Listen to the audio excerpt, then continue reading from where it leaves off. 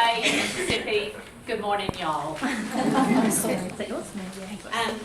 I really want to acknowledge and thank again publicly the Board of giftEDnz for this honour.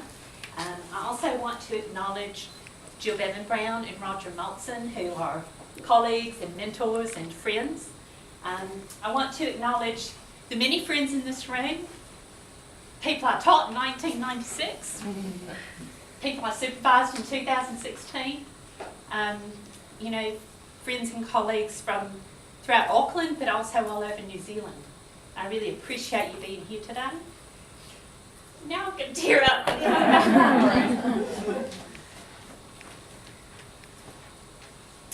I want to acknowledge my family, who aren't here except my one support person, Shelby.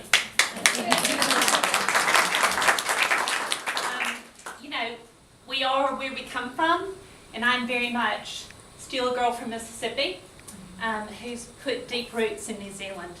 And it's because of my gifted education family and my family at home, my sons, my 3 sons, one in London, one in Canada, my daughter in Bay of Plenty, third son here obviously, my husband Andy, and mainly my mom and dad, or my mom and daddy as I still call them. They're who made me who I am today, and I want to acknowledge and honour them in some way. I also want to acknowledge the work that we've done here in New Zealand for the last 21 years. We have a long, rich, colourful history of gifted education in this country. It goes back at least 75 years to Professor George Parkin and his early work. I also want to acknowledge the role that giftEDnz has played as a professional organisation in leading change, in growing new ideas, in growing and developing new people. We have a mandate for gifted education and provisions in this country, and we have many materials that support that mandate and action that have been developed through the Ministry of Education. The handbook, the TKI website, the growing TKI community. We have active growing research. We have research throughout this room, some who've researched for 20 years, some who've researched for 18 months. All of those researchers are growing our ideas and understandings of gifted. We have professional development opportunities. We have days like today. We have networking. We have support within our schools by our teachers. We have specialist organisations like the New Zealand Centre for Gifted Education that are engaged in teacher professional development, supporting families, working with gifted and talented children. And at the core of all of that, we have strong advocacy here in New Zealand for gifted learners. And I'm honoured to have had the opportunity over the last 21 years in New Zealand to have contributed to every one of those initiatives. Call me invisible. Call me invisible. I go through school a distinct personality of my own. I'm not normal or average. I'm just me. I'm not known or unknown. People know who I am, but they don't think much. People say sometimes the best things are unseen. So call me invisible. This poem is by a 14-year-old girl, Margaret, who may or may not be gifted, but she demonstrates the complexities of invisibility. Catherine Schultz, in a 2015 New York Times article called Sight Unseen, asked these questions about invisibility. Just what is invisibility? Is it the condition of being transparent so that all light passes through you?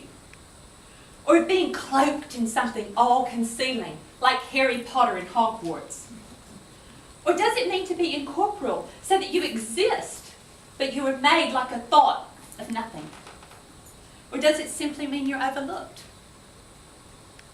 Is it always a property of whatever is unperceived? Or can it be a limitation of the would-be perceiver?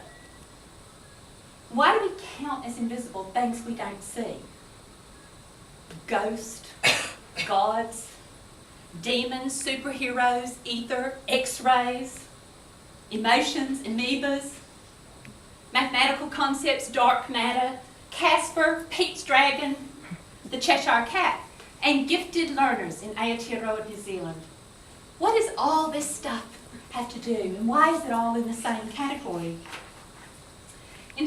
keynote address, I'm going to talk to you about the premise that gifted students in New Zealand have become invisible. Despite the promise of visibility through policy that mandates appropriate identification and provisions, our response to giftedness has been to make them invisible in our school system. I'm going to talk about some of what we know and what we don't yet know about gifted learners in New Zealand based on an analysis of some of our current Ministry of Education policies. I'm going to think about and talk about some of the possible motives for making giftedness invisible and the challenges that we face in order to work together to transform this invisibility into visibility. The power of making giftedness and talent visible cannot and should not be underestimated. Douglas Adams wrote in his book, Life, the Universe and Everything, that the technology involved in making anything invisible is so infinitely complex that 999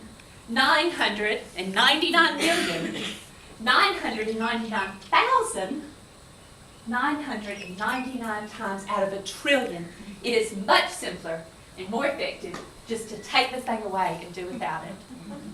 I'm not proposing that we get rid of giftedness, but what I am proposing is that it's a complexity of factors that has led to this invisibility within our education system.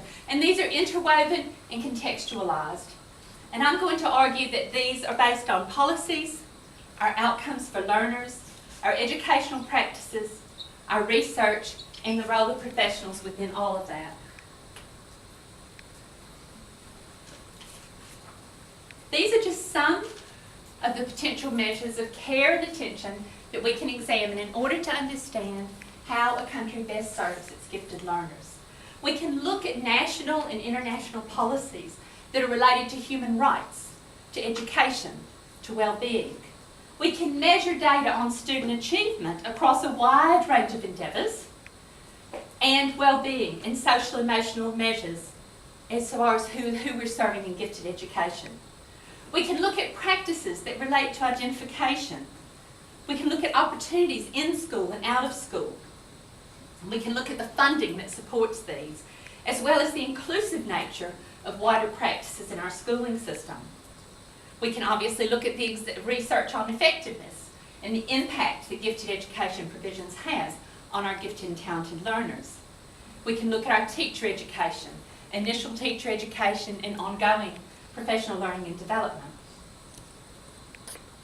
There are some issues though with taking any one of these approaches or any combination of these approaches to determine the visibility of gifted learners in our school setting.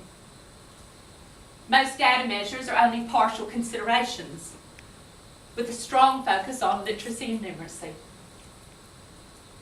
Reliance on these measures alone can lead to pedagogical approaches that might not be appropriate for our gifted learners. They may not allow for true differentiation and remove the ceiling for their learning. There's a danger of us being boxed in by tradition. And there is always that exclusivity of inclusivity to think about.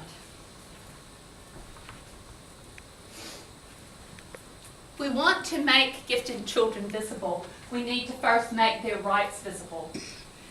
The United Nations Convention on the Rights of the Child speaks directly to this audience. The education of the child shall be directed to the development of the child's personality, talents, and mental and physical abilities to their fullest potential. There's a rights-based argument for provisions for gifted and talented children in Aotearoa, New Zealand. All people in New Zealand are to be treated fairly and equally. And as the president, a past president of my country once said, there's nothing more unequal than the equal treatment of unequal people. And that was Thomas Jefferson, not Donald Trump. We have a greater awareness in this country of the rights of the child, and that's in part through calls through Judge Andrew Beecroft, the Children's Commissioner, who is saying that those rights must be entrenched in the Education Act, that we must seek children's voices in the decisions that we make for their education. The giftEDnz Early Years Position Paper, which was released in 2016, reminded us of the importance of a rights-based education. It states, quality education through the provision of equitable opportunities for learning is an issue of human rights. Failure to take action for our gifted and talented children is a direct violation of this. The UN Convention and Human Rights Act both point to the need to ensure that there is equity in our education system. Equity refers to fairness. And in the context of diversity, equity is the right of children to have access and participation in learning. For our gifted students, this means having their strengths identified and responded to appropriately. And we have that promise through our national administration guidelines.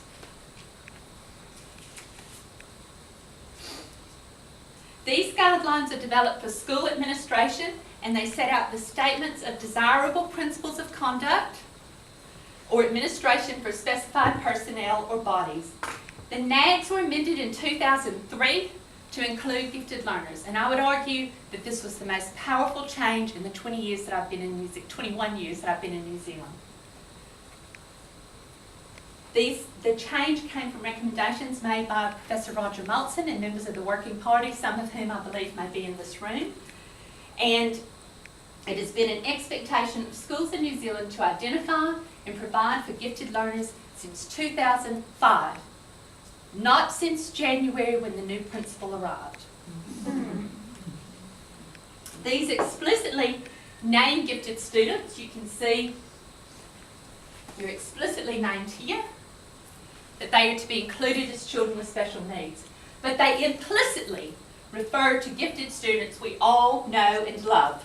Those who are not achieving, those who are at risk of not achieving, and those who have a need for the curriculum to be adjusted to their needs. And that would be obviously through differentiated enrichment and acceleration opportunities. This NAG promises us visibility.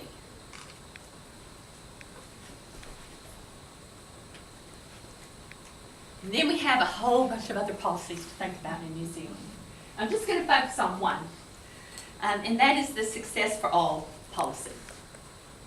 The Ministry of Education in this country aims to have an inclusive education system that develops 21st century learners. Success for All is the major program of work, and it sits alongside other initiatives and policies, Kahikatea, the Pacifica Education Plan, the New Zealand Curriculum, and many more that you'll be familiar with. This policy is largely funded through special turned inclusive education with a budget of well over $300 million per annum. That group is now called Learning Support. As of last week, they were still trying to remember that they were called Learning Support, and they weren't quite clear what their roles were. But there are indications of inclusivity outlined in this document that I just want to read to you. And I want you to think about the gifted children you know in your classrooms, in your homes, in your learning centres. Because I think we could challenge these. These are indicators of inclusivity in schools. I belong, feel safe, enjoy school, and I want to go there. Sometimes I don't even want to go home. I have friends. My teachers expect the same for all of us. That's inclusivity. The same for all of us. My teacher really gets me. My school knows that my parents and my whānau are part of me and who I am. My teacher pushes me to do better. I have a say in what goes on for me and in where I'm heading. My school and whānau praise me lots for what I've learned and achieved. Although ERO reports that 80% of our schools are mostly inclusive, the evidence will show that our gifted learners remain excluded. In August 2016, the ministry announced that it was strengthening inclusive education and modernising its delivery, and they adopted the term learning support rather than special ed. They discarded language that accentuates differences and barriers to learning. Despite the change in rhetoric from special to inclusive education to learning support, and all of that with good intentions, the policies do not go far enough to include our gifted learners. To include our gifted learners would require changes in funding and infrastructure. It would require specialist teachers. Schools are responsible without significant investment to enable the capacity and capability of our teachers to meet the needs of gifted learners. And this becomes very visible when we begin to examine the outcomes for learners in New Zealand as measured against international and national forms of assessment. New Zealand prides itself in the fact that it ranks highly amongst countries in the OECD for our student achievement. It's important for us to remember that international measures are, however, limited for gifted learners, but they do heavily influence the policy within this country. We see that every day in the headline news. New Zealand has a long tail of low performance, and in that long tail of low performance we have overrepresented children from low-income homes, which in turn means that we have an overrepresentation of our Māori and Pacifica learners.